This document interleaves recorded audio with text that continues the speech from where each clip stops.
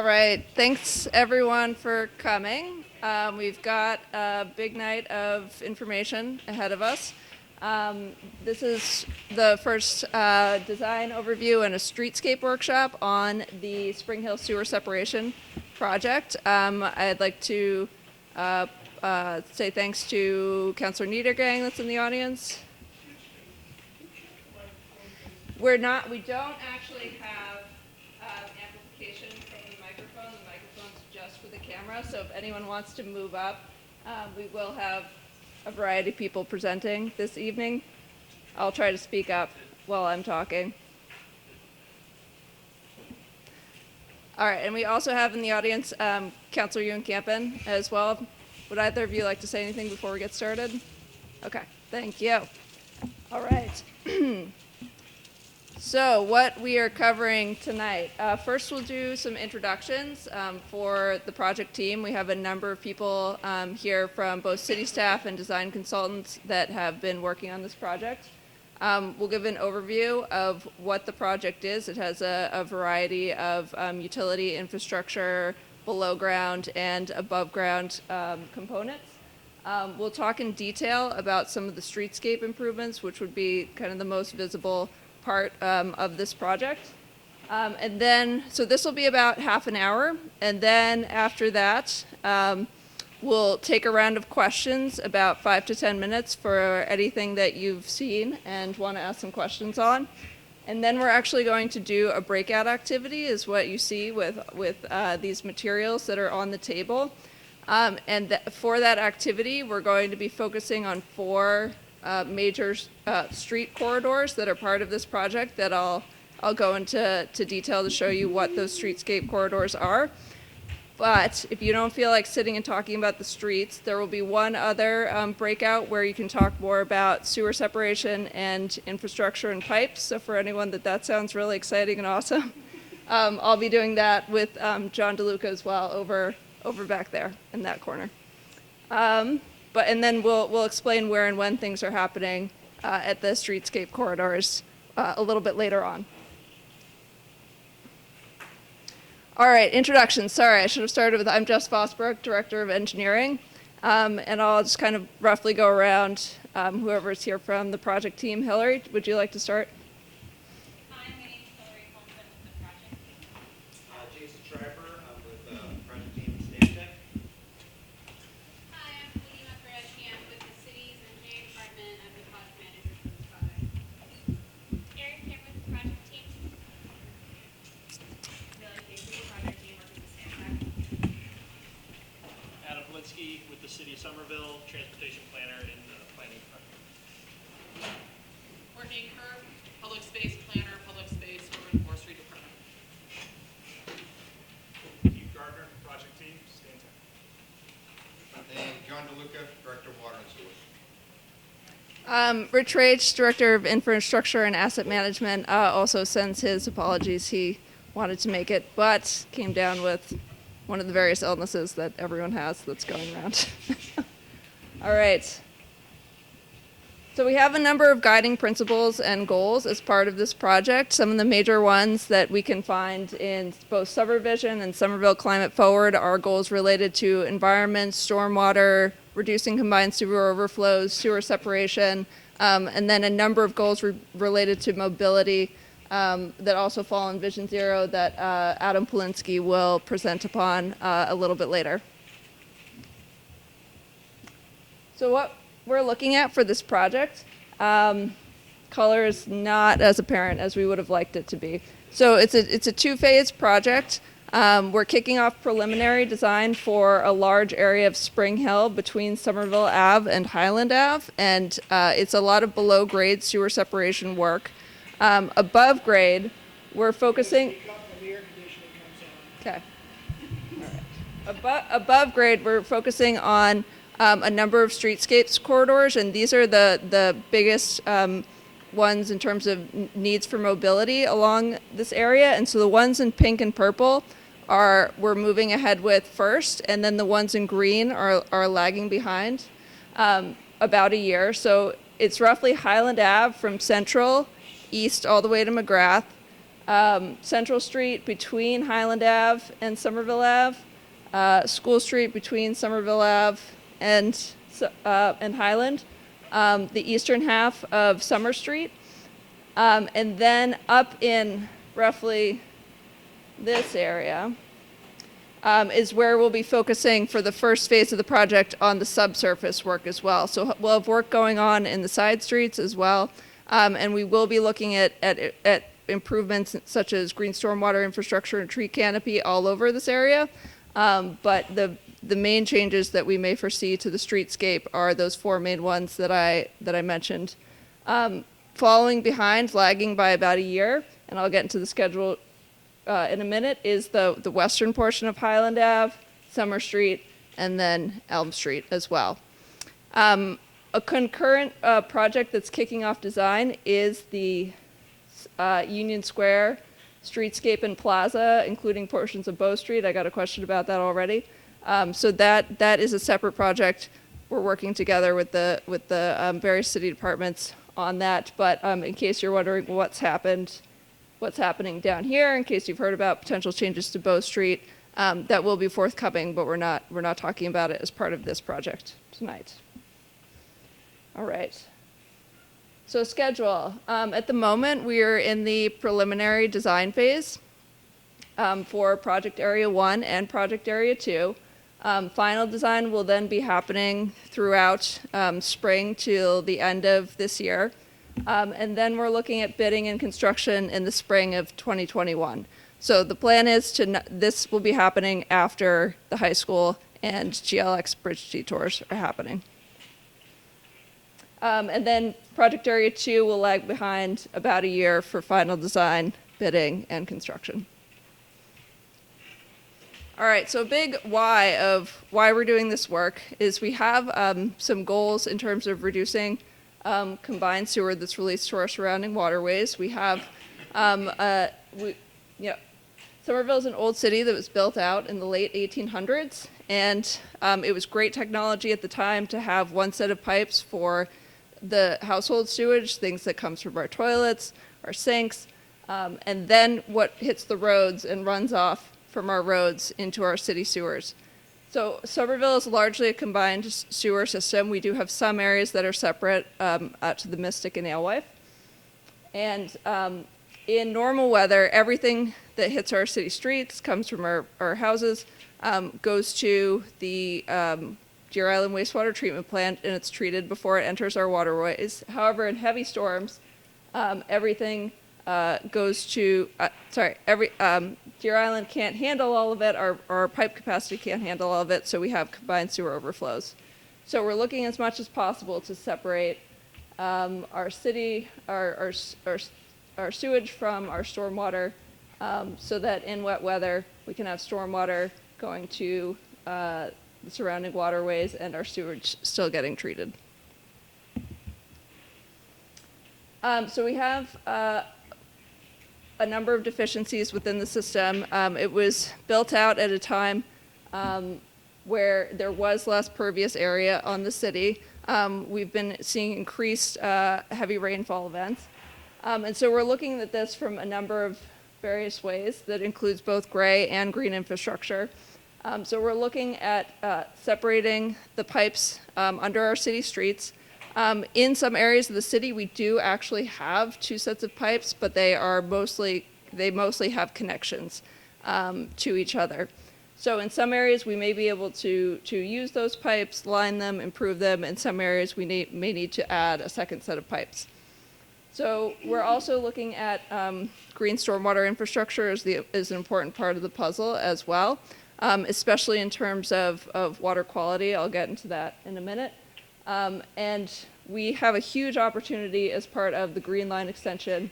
It's just a schematic of having a new drain to the Millers River, which ultimately goes to the Charles River. And so that hasn't happened in the past 100 years, to be able to have a new stormwater outfall. So as part of a series of projects, and again, I apologize for the colors, we'll be able to route separate stormwater to what's called the Poplar Street Pump Station, which is another forthcoming project that will connect to the Green Lines drainage infrastructure.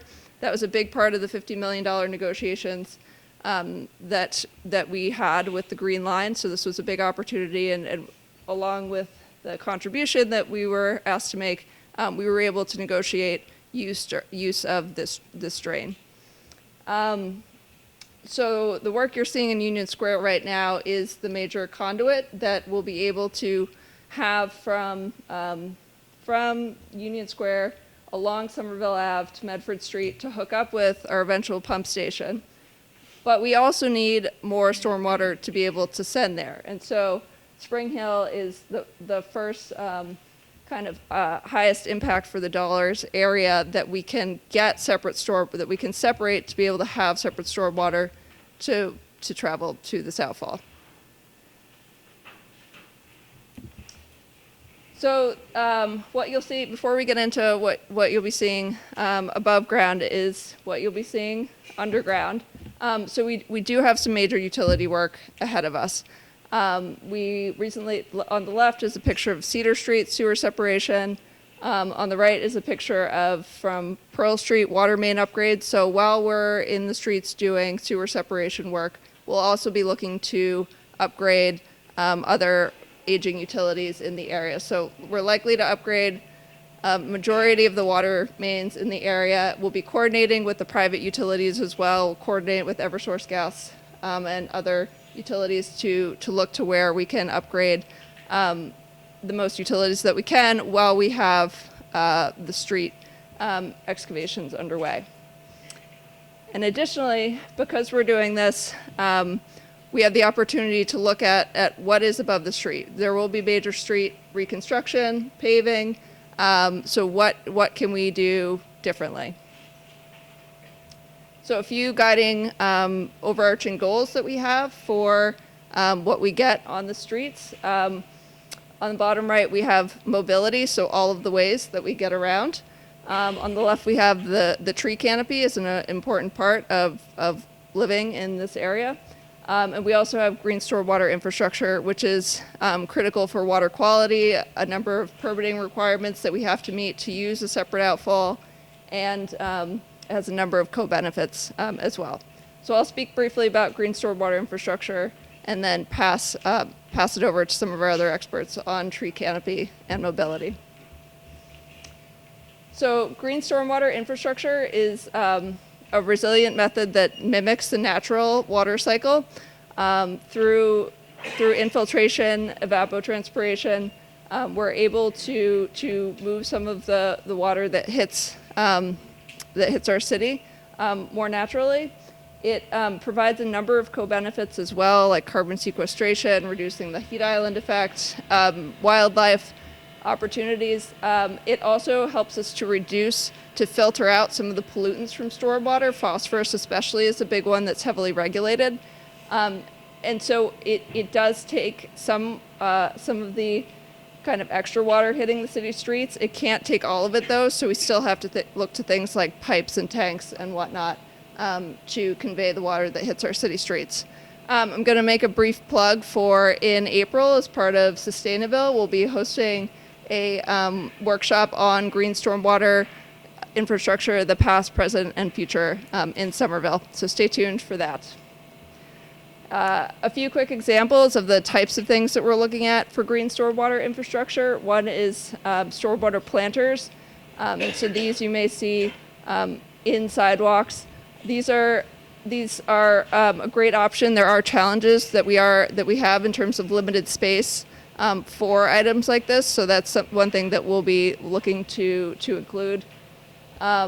Bump outs and curb extensions are another great place to get in green stormwater infrastructure. They have co-benefits such as traffic calming and reduced crossing distance when placed at crosswalks.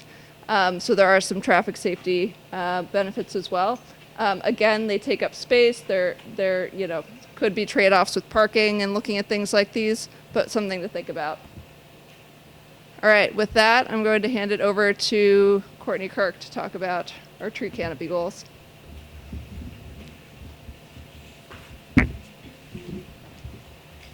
Hi, I'm Courtney Kirk. I am a senior planner in the Public Space Urban Forestry Department. And tonight I'm just quickly going to be talking about the priorities that the city has with regard to our urban forest. As just explained, this project does touch a large area of the city, and there are a lot of trees. We do have one poster in the back here that has an inventory of the quality of all of our trees within the project limit. And we also have a full urban forestry inventory of all of our public trees, which public tree being a street tree or a tree in our parks. So our priorities when we're looking at a project like this with streetscape changes and utility changes, we're really, our main goal is to proactively manage the trees that we have and also to expand our tree canopy in the city. So we're looking at opportunities to plant more trees, introducing certain things like bump outs. We have the ability to put new trees where possibly we weren't able to plant trees before. And then also having the inventory of our tree canopy, we can start to look at, for example, citywide, looking at the total urban forest makeup. So looking at where we have a significant amount of larger sized trees and seeing their health and prioritizing perhaps different design decisions based around saving particular trees in certain areas. So we're looking at all of those things with our design team and really trying to push our urban forestry goals. The other goals that we're trying to achieve is to maximize our ecosystem services. And these are really a suite of benefits, and they can be all together. Certain areas might prioritize one benefit over another. So we have reduce and prevent air and water pollution, cool temperatures and decrease energy demands, support wildlife habitat, increase value of businesses and residences, and contribute to safer streets. So we really look at our tree canopy as a way to do traffic calming.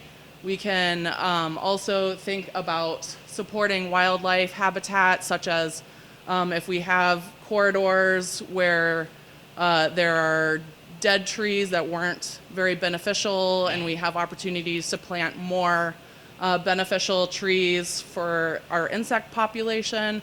Those are things that we can look at. And then preventing air and water pollution. Our trees really do a heck of a job with our stormwater. I think overall in the city, the trees take care of over 10 million gallons of stormwater infiltration that they take up during the first flush of a peak storm.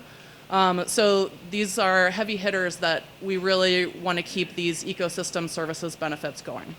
And I will be here if there's any specific urban forestry questions, and I'm going to hand it over to Adam to talk about mobility.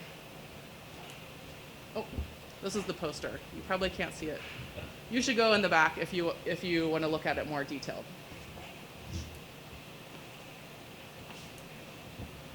Thank you, Courtney. Hi, everyone. My name's Adam Polinsky. I am a transportation planner in the city's mobility division of the Office of Strategic Planning and Community Development.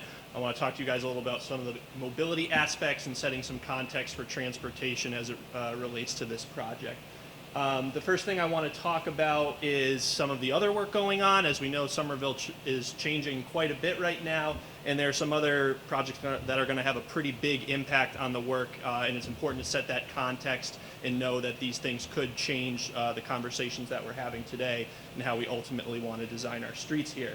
One of those is the high school Central Hill project, where they will be doing some sidewalk work, and they're going to be they're working on the high school right now and installing a lot of great green space, so we want to make sure that that's on our radar. Union Square is changing before our very eyes, and there's a lot of development going in, and it's really going to be fundamental in how we redesign those streets to keeping that in context for Highland Ave and for Summer Street and Central and School. There are also some Green Line stations that are going in, which is going to fundamentally change how people get around Somerville. So we want to make sure that we're keeping that in mind and keeping those future changes in mind.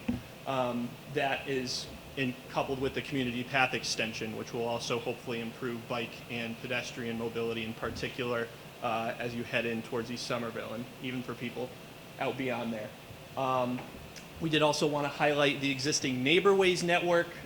For those of you that don't know, neighborways are low volume streets that the city tries to highlight and tries to sort of enhance to make them more appealing options for people to walk or bike down if they don't feel comfortable using streets like Highland Ave, for example. Right now, the core of our network sort of goes along Highland Ave, just north of it, and uses streets like Hudson, Albion, Madison, Montrose, and is an alternative for people that don't feel as comfortable or don't like to bike or walk on a street like Highland Ave as much. So continuing to expand that is also in the city's plans. I also want to talk a little bit about the existing conditions and sort of set some context for everyone. I look at stuff like this all day, every day, so sometimes it's easy to forget, but I want to make sure that you all have the same context that the rest of us are working with. I'll start with our existing bike facilities map. So anything in the solid green there is where existing bike lanes are. We tend to put bike lanes on busier, high-volume streets where it's important to separate bikes from mixed traffic, such as buses and cars. The dark green there is the community path. The dashed line there is showing the future community path extension once that's completed. And then we also have some dashes there which represent streets that we have sharrows on. Those aren't really bike facilities. They don't really improve safety in any significant way, but we still want to highlight them on this map because it sort of gives you the framework and the skeleton of Somerville's core transportation network and identify some streets that we would potentially want to consider additional bike improvements on.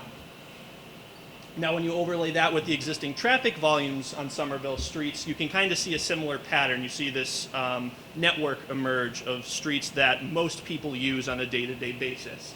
It's Highland Ave, it's Somerville Ave, it's Elm Street, to a lesser degree Summer Street, but the east-west connections are really important in Somerville. They're bigger, wider, longer streets that make it easy to traverse Somerville, get in and out of the city. The north-south connections are also important to a lesser degree. They don't carry quite as much traffic, and it tends to be people getting in and out of those residential streets and using those to get around. School Street, for example, is like 5,000 cars a day. It's, say half of what Highland Ave carries. Central Street is a little bit higher than that, and as you get north of Highland Ave on Central Street, that actually goes up quite a bit. So it's not always an apples-apples to comparison when you look at the north-south streets versus the east-west streets, but it gives you a little bit of context as to how people are getting around. You can also overlay that with the map of bus routes. You can see here the thicker lines are showing the peak hours and where buses run more frequently. There's only a handful of streets that buses run on, but Highland Ave and Somerville Ave and Elm Street are all very important routes in Somerville, the 87 and the 88 in particular. There are also a couple of lesser traveled, not as frequent routes, such as the 90, which also goes on Highland and connects Davis and Assembly, the 85, which goes from Spring Hill down to Kendall Square, and then the 83 as well, which starts over in Porter and then goes out of Somerville down Beacon Street. It's also important to remember that it's not just people moving that are using our streets. There are trees, there are gathering places and plazas, there's green stormwater infrastructure. These are just a few examples of the things that we want to pack into the amazing public spaces that we already have, but trying to find that balance between moving people and making people feel comfortable and having a good quality street where people can feel comfortable gathering and using that space in a slightly different way than always just going back and forth. You might want to think that bike lanes are important on one street, but then loading zones are really important on another. How do you balance that with a really good tree canopy and expanding the size of tree wells? while also making sure that you maintain access for people that need to use wheelchairs to get around. There are a lot of things that we need to consider, and unfortunately we can't fit everything on all of the streets that we want. So what we want to get your input on is how do we prioritize and which things are really important on which streets. To that point, this is an example of some of the design guidance that we look at, and it gives you, these are the things that we look at when it's important for us to figure out how certain things fit together, how some of these pieces of the puzzle fit together. For example, you could potentially have bikes and pedestrians share the same space on a street where there aren't a lot of bikes or pedestrians. Or you could even have vehicles and bikes share space on a certain street. But as you get more and more of these different modes, it's important to separate them and to have dedicated space, and there are design guidelines for these different things. Are we taking questions at the end? I don't mean to interrupt, just a point of clarification. Sure. As you're presenting this, it's hard to differentiate, at least for me, when you're talking about long-term change and effects that may take place during the construction of the sewer system. So it would be helpful, just to keep your conversation in context, the issues that you're concerning yourself, are you concerning yourself about long-term changes, or are you talking about short-term changes that may occur during the construction period of the sewer system? No, that's a good question. I'm sorry if that wasn't clear before. We are talking about long-term changes here. With all due respect, I was just having a hard time. Yep, yeah, it's the long-term changes. So during construction, this stuff will, we're not going to be redesigning the street while the sewer is being dug up, for example. This is what we're going to talk about here today is what we want when those streets are put back together at the end of the project. That was pretty much all I had. So with that, I can hand it over to the project team. Jason.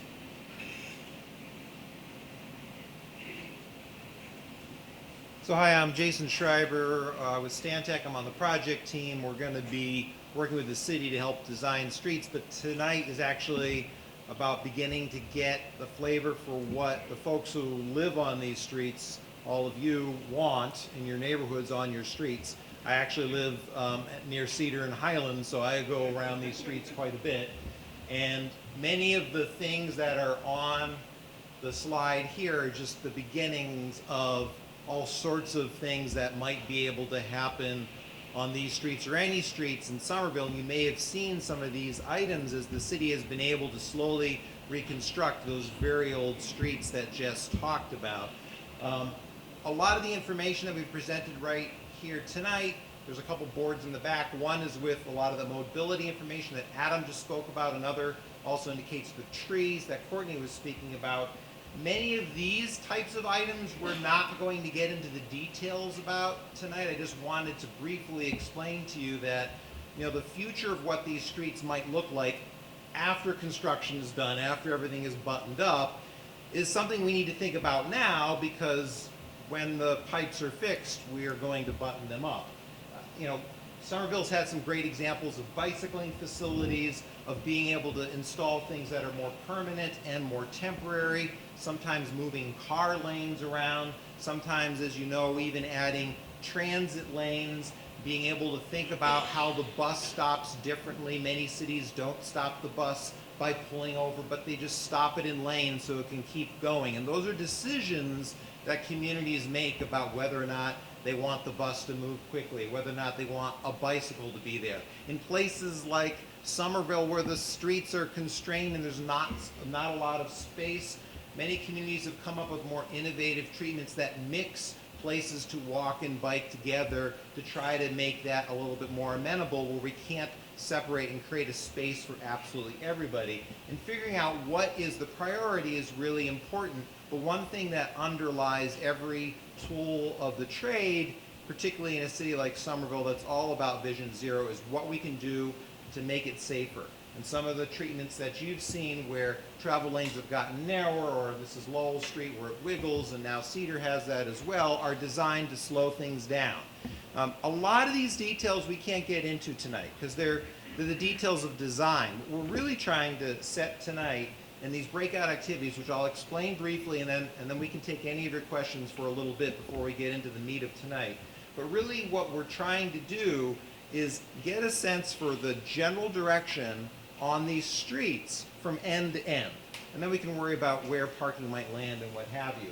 And so there's three things that we're going to ask you to contribute to us tonight. We're first going to go to a table that we have maybe a little more focus on, live near or live on that particular street. I'll point those all out in a minute, but we're dealing with primarily 4 streets tonight. And we want you to tell us at that table when you sit down, there'll be a little survey. What are the needs for that street? What are the things, particularly around mobility, that we need to be focusing on? Is it safety? Are the cars too fast? Or does it not have enough parking? Or could the travel lanes be narrower? Do you want it to be more for biking? Those types of, the sidewalks broken. Are there enough trees? We want to know that because a lot of these streets will be largely rebuilt. We're then going to ask you, our facilitators will ask you, okay, you told me what you want and what the needs are.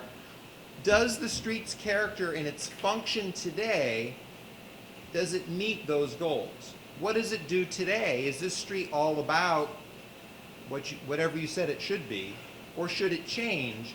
And then once we get that down, we want to do that to be able to document that and get an understanding of what's important to all of you. Then we get to play around a little bit more. So hopefully those first 2 activities will take us no more than 5 or 10 minutes apiece, and that means we can spend some time on the street change, which is what we call them a cross-section tool that are sitting in front of each of these tables. Our facilitators are going to first walk you through the existing cross-section of the street.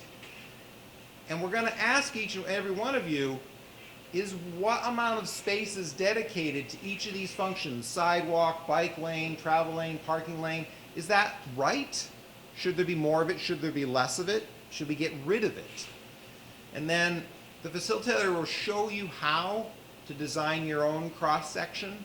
And that's what we want to spend most of the evening on. Our note taker will switch from writing down notes to actually taking pictures of cross-sections that you help us design. And the goal is for us to come out of the evening with really what are the big needs we need to be addressing, how can we change the character of the street, and then some examples on what that might actually look like on the ground. That leads us to be able to then go to the next stage of design. And so these are the cross sections you see at each of the tables. As soon as we take your questions in a minute, we'll take a couple minutes for folks to break up. We've got Highland Avenue right here in the front. Over in the corner there is Central. Back here we've got Summer, and in the front corner up here is School. 5 minutes for quick questions. Yeah, we'll do 5 to 10 minutes for questions. You'll have access to more city and project staffs during the breakout sessions as well. I want to make a couple quick announcements before I lose everyone. If you haven't signed in the sign-in sheet, please do so before you leave. Please write as legibly as possible. We'll be doing an email blast in about a week, and that'll give you a link to the project website. We're also preparing a summer voice survey, which will be very close to the survey you fill out here. But for those of you that aren't familiar, Summer Voice is a new online tool that we've been rolling out for a number of city projects. Please tell your friends and neighbors that weren't able to make it to the meeting if they want to give input. That's a great way to do so. Also, please do sign up for construction at somervillema.gov. While this project is not under construction for more than a year, for instance, for the next community meeting that we plan to have roughly in the spring, it'll be announced through there. So it's just an important conduit for a number of reasons. So that's it for sign-in announcements. I did just want to clarify in terms of when these changes are happening. The design of what's below ground and what's above ground is very closely linked. So we are moving forward with design of both now. So the design decisions of what's happening above ground is also happening now, with changes to be made, construction happening on the above ground following the sewer separation, but within a few years is what we're looking at the moment. All right. So yeah, we'll take a handful of questions right here. Is the water infrastructure going to be touched at all in this? So the question is the water infrastructure going to be attached? Touched? I mean, are you going to be laying new water pipes? Yeah, so the majority of our water mains, we're actually finding throughout the city that while some of them are 100 years old, the structural integrity of the pipes are still quite good, but they do need major rehabilitation. And so what we've been doing on a number of streets, Pearl Street and Washington Street are our most recent examples, is that the tuberculation, number of minerals have built up severely. It severely restricts the flow capacity of the pipe. It does not affect the water quality. So we scrub all that out, get our capacity back, and then cement mortar line the pipes. In areas where we find that the pipes are severely degraded for whatever reason, then we replace with new pipes. Or in some instances, we may need to move the water pipes to accommodate other situations. Then we'd be replacing with brand new pipes. Follow-up to that is if you're replacing water pipes, and the possibility exists that as you're using up parking spaces for more of the trees and other things you're doing, you can also move fire hydrants to locations that will take up less parking space. So that's an opportunity to go ahead and compensate a bit for some of the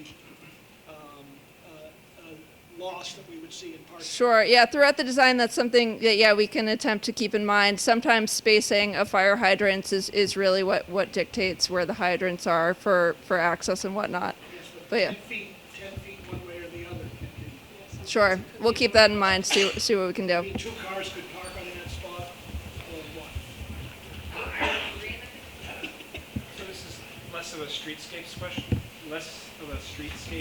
and more of a sewer infrastructure question. And that is, when the sewer mains are replaced on the residential streets, will homeowners have the opportunity of upgrading their lateral lines at the same time? John, do you want to take that one? The question was, when the sewer mains are replaced, would we give that option for homeowners to replace the sewer laterals at the same time? Yeah, thank you for the question. So as we go down, if we were to replace the sewer, we would then replace the sewer laterals, property owners, to the property line at no cost to the owner. So we don't want to go put a whole new beautiful street on top of an older pipe. So we prefer to do that. We'd also, if we look to line, we would look to line the laterals too, to try and protect that infrastructure for the homeowners. And again, no cost to you. Are you only going to know which sections of street mains are going to be replaced as you dig up, or is that going to be known in advance? It'll be known in advance with the team, so depending on what needs to be replaced, what needs to be upsized, what is deteriorating in the street. So we'll evaluate all of those, but we'll try to address everybody's concerns as we get down the street. So we don't have an intention to leave something over. In the back.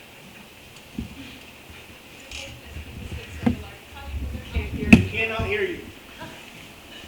I'm curious about the current utility lines. So on a lot of the side streets, we have above ground power and telecommunications. Is there any chance that this could be buried? And that would also, to what you were saying with the hydrants, that would give us a little more sidewalk space on some of those streets. Yeah, the question is about the electric power lines and if those are above ground, if these could be buried when we're going. That one is it's a large financial question that I think is a great question for some of the elected officials, not to answer today, but just to keep in mind that that yes, we can look for space in the roads. The utility companies aren't known to finance that at all. So it's kind of like a wider question in terms of state delegation, city finances, if that is something that the city wants to take on in terms of paying for private infrastructure.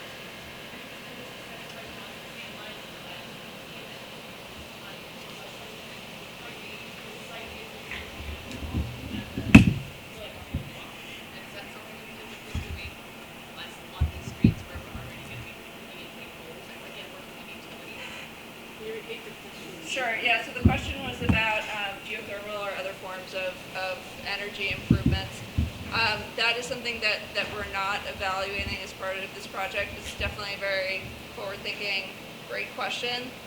If someone wants to, facilitate those conversations with the power companies, I think that's a great thing to do. I'm not sure that we would accomplish it in the next few years. Yeah. Okay. Don't know who was first. All the way in the back. Great. Yeah, as someone who walks down Cedar Street pretty much every day, I've noticed since the sewer separation project there finished and the road was completely paved, every single storm water grate reeks of sewage, like all the time. Like every single day, you walk past them and you can smell this like wafting sewage. And that was finished like a year ago. So I guess my question is twofold. One, why is that the case? And two, can we guarantee that that's not going to be the case in all these other areas surrounding Spring Hill? I really don't want Spring Hill to end up being some other name. Yeah, I appreciate the question. We, Water and Sewer and Engineering have been looking into the issue on Cedar Street. We are looking at some fixes. We realize it's a problem that regretfully happened after the completion of that project. So we are looking to fix that on Sewer Street and definitely on Cedar Street. and avoid that on Spring Hill. Does anybody know why? Wow. Why Okay. I should stop talking maybe after this question. My name is Tori, and my question is on green infrastructure. My understanding, at the high school, the bioswales are going to allow for infiltration. So I'm concerned about having, the pipes and the tanks underneath our green spaces. I know we need to use them to a certain extent, but wherever we can, we need to infiltrate. And since this area is on a hill, we have opportunities to actually restore the groundwater and take more water out of the pipe. So I would just recommend, if there is sort of like a combo green water, area where there's infiltration and then there's also a pipe, but it doesn't just, have a concrete bottom and it all goes into the pipe if it's not. Definitely. Yeah, Hillary, do you want to speak briefly to our design for bioswales or planters or whatnot? Yeah, I mean, what you really want to treat is the first flush, so that first couple inches of stormwater. And yes, the intent would be for any of the green infrastructure that we would design for this project, that we would try to do it through something that was on the surface that was green. So a bioretention basin or a swale or a stormwater planter to allow that water to infiltrate first. But those are only a certain size, so Right, that's what I'm saying. Yeah, once the water gets greater, it has to go somewhere else. So maybe not having like a basin that's impermeable, Yeah. actually having a basin that Yes. allows for Yes. infiltration. Yes. That's it? Yes. Yep, okay, there we go. And are the sidewalks going to be pervious? So I think the intent would be for the sidewalks, the walking surface would be concrete. But there's certainly flexibility into buffer areas or strips behind the curbs, between the sidewalks and the curbs that, you could look at permeable surfaces too. Over here. One of the unfortunate consequences of the Beacon Street reconstruction was that a lot of trees were taken down, which I think a lot of those weren't anticipating. Do you have any sense of how many trees, if any, will need to be taken down as part of this project? Yeah, so we're really looking to remove as few healthy trees as possible. There's a number of trees that are dead or dying or hazards that we're looking to remove. But some of those are ones that would be removed anyways, even if we weren't doing a streetscape project.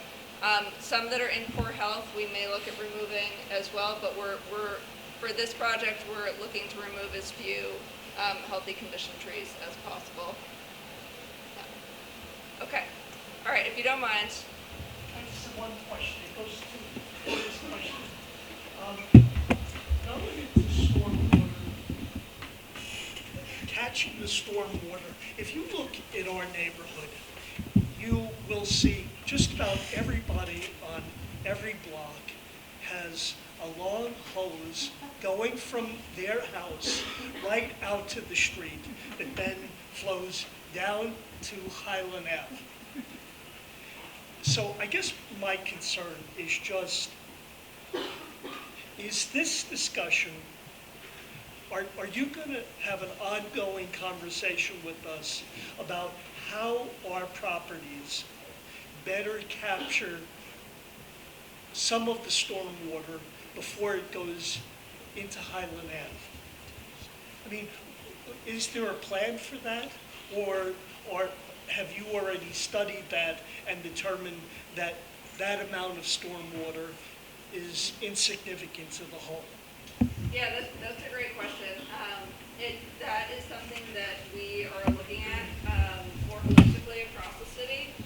And we actually do have some recommendations that we'll be releasing perhaps in the coming year or more about a whole kind of parcel by parcel management of stormwater. So it's not something that we are necessarily doing uniquely linked to this project, but it's definitely something that we're looking at as we're assessing the sewer enterprise fund.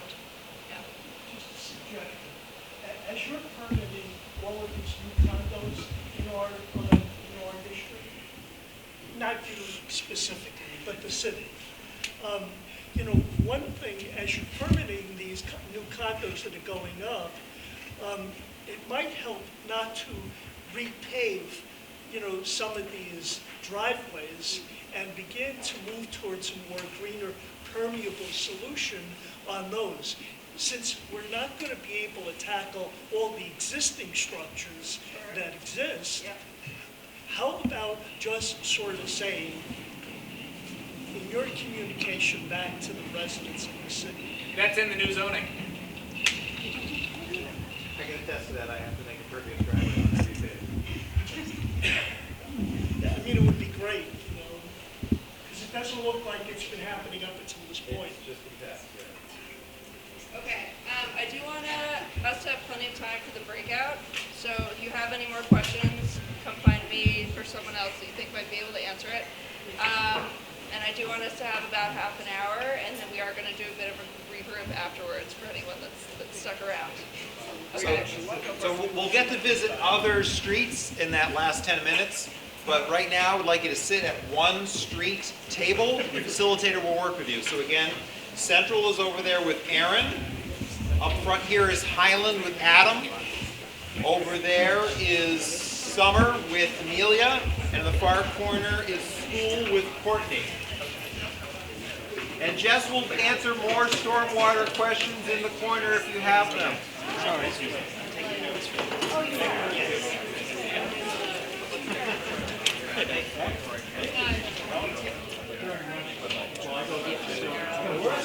So bike lane at 2 now. So it's bike lane, 2 on one side and then no bike lane on the other side. Where they exist. Like how many parking spaces there are? I mean, there must be something that we think is positive. Like, used for now, less of the problems of it, more the actual uses of it, and then what it's checked for. It's a major avenue. It's what I do. From Broadway to Somerville. It's based for cars, pedestrians, and bikes. So you see that volume, but there's a lot of streets that come off of it, and then major intersections as you go, Summer Highlands, all the way. So I mean that's a positive piece of it because it is a major throughway impact towards the street. The negative is the other issues that come up. Just looking at the numbers on School Street. The curb use. What about loading activities? Do you guys feel like that works pretty well? Or? Well, I bike up Highland Avenue a lot, and in the mornings, the loading activity around Central is awful. Like, basically, it's constantly blocked with large trucks. It's really hard to get around. Trucks, buses can't pull in the bus stop because it's too short. Yep.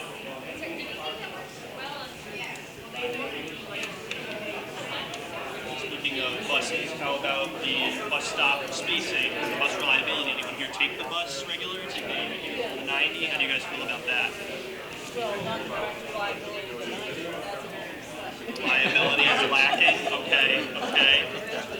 Very close at like 7 o'clock in the morning, and there's already bumper-to-bumper traffic going down School Street, and it's only one direction, and there have been rumors that they're going to make it two-direction. I don't know how that could possibly ever work. But anyway, I'm hoping that it's just because of the bridge closures and the street closures that there's always traffic. The biggest problem is